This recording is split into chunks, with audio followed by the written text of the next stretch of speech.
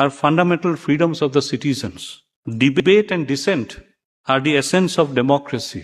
Unfortunately, even normal activities are being criminalized. सोचिए, supreme court के sitting जज को अगर पब्लिकली ये कहना पड़े कि भारत में असहमति की जगह लगातार कम होती जा रही है, तो सवाल ये नहीं है कि उन्होंने क्या कहा, फिर असल सवाल ये बन जाता है कि उन्हें ये कहना क्यों पड़ा।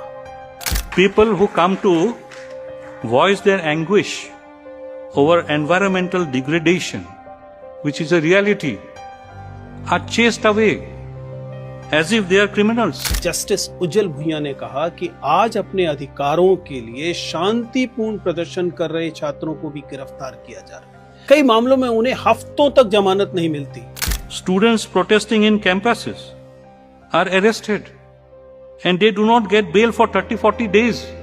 उन्होंने उस मामले का जिक्र किया जिसमें कुछ युवाओं को नदी में नाव पर चिकन बिरयानी खाने के कारण गिरफ्तार किया गया और लगभग 3 महीने जेल में रहना पड़ा। सवाल उन्होंने सीधा पूछा, जब अपराधी नहीं था तो इतनी लंबी कैद क्यों? उन्होंने यह भी पूछा कि अग्रिम जमानत मिलने के बाद भी किसी को सोशल मीडिया पर कुछ न लिखने या पासपोर्ट जमा करने जैसी शर्त क्यों झेलनी पड़ रही?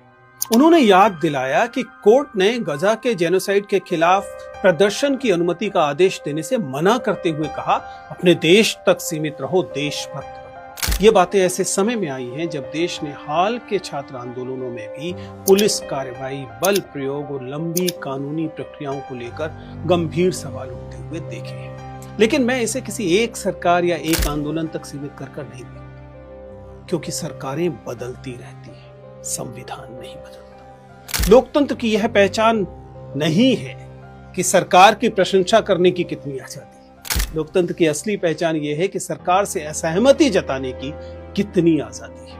और शायद यही वजह है कि एक सुप्रीम कोर्ट के जस्टिस को सार्वजनिक रूप से यह सवाल उठाना पड़ा है। अब सवाल आपसे है, क्या हमें एक ऐसा लोकतंत्र चाहिए जहां असहमति का जवाब संवाद हो, या फिर ऐसा जहां असहमति धीरे धीरे डर में बदल